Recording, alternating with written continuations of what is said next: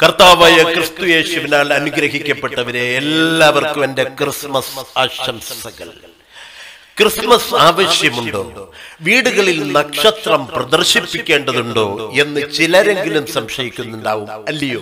എന്നാൽ ഞാൻ പറയുന്നു, ഒരു മഹാസംഭവമുണ്ടായി എന്നാണ് 2024 വർഷങ്ങൾക്ക് മുമ്പ് യഹൂദ്യയിലെ ബത്ലഹേമിൽ ദാവീദിന്റെ പട്ടണത്തിലാണ് ആ മഹാസംഭവം ഉണ്ടായിരിക്കുന്നത്. എന്താണ് മഹാസംഭവം? സംഭവ ബഹുലമായതിനെ മഹാസംഭവമെന്ന് നമ്മൾ പറയുന്നു. അതാണ് മഹാസംഭവം. അതുവരെ ജനിച്ച രാജാക്കന്മാരെയും പ്രഭുക്കന്മാരെയും പുറന്തള്ളിക്കൊണ്ട് കർത്താവായ യേശു ക്രിസ്തു ദാവീദിന്റെ പട്ടണത്തിൽ ജനിച്ചപ്പോൾ ക്രിസ്തുവിന് മുൻപെന്നും ക്രിസ്തുവിന് പിൻപെന്നും അന്നത്തെ മഹാപണ്ഡിതന്മാർ ചരിത്രത്തിൽ രേഖപ്പെടുത്തി. അതാണ് മഹാസംഭവം.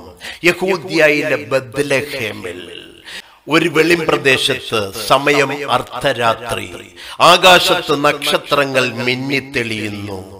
കുളിരിച്ചൊരിയുന്ന രാത്രിയിൽ സ്വർഗം തുറന്നു. ഒരു സംഘം ആട്ടിടയർ ആടുകൾക്ക് കാവലായിരിക്കുകയായിരുന്നു. ഒരു ദിവ്യപ്രകാശം അവരെ വലയം ചെയ്തു. അവർ അത്ഭുതപരവശരായി നിൽക്കുമ്പോൾ ആ സ്വർഗത്തിൽ നിന്നും വന്ന പ്രകാശത്തിൽ ഒരു ദൂതൻ, ആ ദൂതൻ ഇങ്ങനെ പറഞ്ഞു.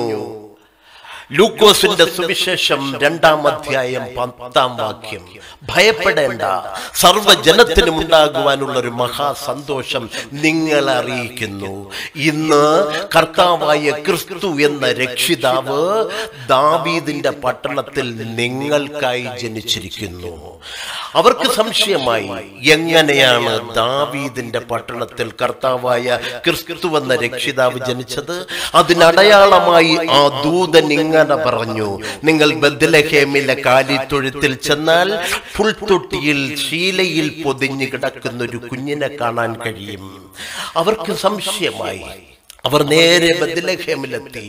ആ കാലിത്തൊഴുത്തിൽ നോക്കുമ്പോൾ പുൽത്തൊട്ടിയിൽ ശീലയിൽ പൊതിഞ്ഞ് ദിവ്യപ്രകാശമുള്ളൊരു, ദിവ്യ ചൈതന്യമുള്ളൊരു, മുഖത്ത് വെളിച്ചം മാത്രം ഉദിച്ചു നിൽക്കുന്നൊരു കുഞ്ഞ് കൈകാലിട്ടടിച്ചു കിടക്കുന്നു. അവർ നമസ്കരിച്ചു. അവർ തിരികെ എത്തി. നോക്കുമ്പോൾ ആ ദൂതൻ അവിടെ തന്നെ ഉണ്ട്. ആ ദൂതൻ സ്വർഗീയ സൈന്യങ്ങളോട് ചേർന്ന് കർത്താവ് ദൈവത്തെ ഇങ്ങനെ പുകഴ്ത്തി. ലൂക്കോസിന്റെ സുവിശേഷം 2-ാം അധ്യായം 13-ാം വാക്യം. സ്വർഗീയ സൈന്യത്തോടൊപ്പം അദ്ദേഹം ഇങ്ങനെ പാടി, അത്യുന്നതങ്ങളിൽ ദൈവത്തിന് മഹത്വം, ഭൂമിയിൽ ദൈവപ്രസാദമുള്ള മനുഷ്യർക്കെന്നും സമാധാനം. മനുഷ്യർക്കെന്നും സമാധാനമെന്ന് അദ്ദേഹം പാടി. ഒരു സംഘം വാനനിരീക്ഷകരെന്ന് പറഞ്ഞാൽ ഇന്നത്തെ സയന്റിസ്റ്റുകൾ, അന്നത്തെ ജ്യോതിശാസ്ത്രജ്ഞർ. അവർ സ്വർഗത്തിൽ നിന്നും ഒരു അത്ഭുതകരമായ നക്ഷത്രം ഭൂമിയിലേക്ക് ഇറങ്ങി വരുന്നത് കണ്ടു. ജീവിതത്തിൽ ഇതുവരെ അവരങ്ങനെ ഒരു നക്ഷത്രം കണ്ടിട്ടില്ല. ഭൂമിയിലേക്ക് ഇറങ്ങി വന്ന നക്ഷത്രം അവർക്ക് മുൻപായി നിന്നു. ജ്യോതിശാസ്ത്രജ്ഞർക്ക് മനസ്സിലായി, കിഴക്ക് നിന്നും വന്നവർക്ക് മനസ്സിലായി, ഇത് ഭാവി രാജാവിനെ അനുസ്മരിപ്പിക്കുന്ന ഒരു ദിവ്യ നക്ഷത്രമാണ്. ഒരു അത്ഭുത ശിശു ഹെരോദ രാജാവിന്റെ കൊട്ടാരത്തിൽ ജനിച്ചിരിക്കുന്നു. യഹൂദ്യയിലെ രാജാവാണല്ലോ ഹെരോദാവ്. ആ ഹെരോദ രാജാവിന്റെ കൊട്ടാരത്തിൽ വാനനിരീക്ഷകരെത്തി. വാനനിരീക്ഷകരെ കണ്ട ഹെരോദ രാജാവ് ഭയന്നു, അമ്പരന്നു. എന്താണെന്ന് ചോദിച്ചു. അവർ പറഞ്ഞു, അല്ലയോ മഹാരാജാവേ, അങ്ങയുടെ ഈ കൊട്ടാരത്തിൽ ഭാവി രാജാവായ ഒരു കുഞ്ഞ് പിറന്നിരിക്കുന്നു, ഒരു അത്ഭുത ശിശു പിറന്നിരിക്കുന്നു. അവനെ നമസ്കരിക്കണം. ഞങ്ങൾ മൂറും കുന്തിരിക്കവും പൊന്നും കൊണ്ടുവന്നിരിക്കുന്നു. മഹാരാജാവ് ദുഃഖിതനായി. ലോക ചരിത്രത്തിൽ ഒരു ശിശുവിന്റെ ജനനത്തിൽ ഒരു രാജാവ് ദുഃഖിതനായിരിക്കുന്നു. രാജാവ് ഒന്നും ചെയ്തില്ല. മഹാപണ്ഡിതന്മാരെയും പുരോഹിതന്മാരെയും ആ പാതിരാത്രിയിൽ വിളിച്ചു വരുത്തി. സാധാരണക്കാരല്ല, പുരോഹിതന്മാരെ വിളിച്ചു വരുത്തി.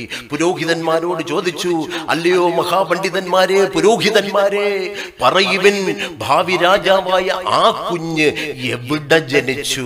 അവനെ എനിക്കും നമസ്കരിക്കണം. പുരോഹിതന്മാർ പറഞ്ഞു, തിരുമനസ്സേ, ഞങ്ങളല്ല, വചനം ഇങ്ങനെ പറയുന്നു, ബത്ലഹേമേ, നീ യഹൂദ പ്രഭുക്കന്മാരിൽ ഒട്ടും ചെറുതല്ല.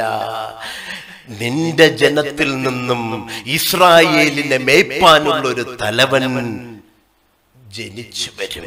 അതെ, ബത്ലഹേമിലാണ് ആ കുഞ്ഞ് ജനിച്ചത്. പിന്നെ എന്താണ് സംഭവിച്ചതെന്ന് ഞാൻ നിങ്ങളോട് പറയേണ്ടുന്ന കാര്യമില്ല.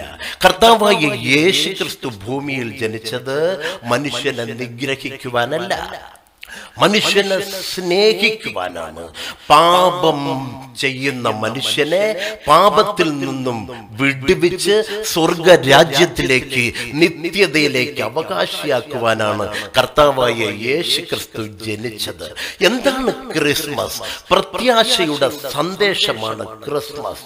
സന്തോഷത്തിന്റെ സന്ദേശമാണ് ക്രിസ്മസ്. സ്നേഹത്തിന്റെ സന്ദേശമാണ് ക്രിസ്മസ്. സമാധാനത്തിന്റെ സന്ദേശമാണ് ക്രിസ്മസ്. എന്തിനാണ് നമ്മൾ വീടുകളിൽ നക്ഷത്രം പ്രദർശിപ്പിക്കുന്നത്? നമ്മുടെ ഹൃദയത്തിലെ പ്രകാശമാണ് ആ നക്ഷത്രം. അതുകൊണ്ട് ഞാൻ നിങ്ങളോട് ഓരോരുത്തരോടും ഈ ക്രിസ്മസ് ദിനത്തിൽ സന്ദേശമായി പറയുന്നു, ലോകമെമ്പാടുമുള്ള ദൈവാലയങ്ങളിലും ഭവനങ്ങളിലും നക്ഷത്രം പ്രദർശിപ്പിക്കേണ്ടതുണ്ട്. പ്രത്യാശയുടെയും സ്നേഹത്തിന്റെയും സമാധാനത്തിന്റെയും സന്തോഷത്തിന്റെയും ക്രിസ്മസ് ആശംസകൾ നേരുന്നു.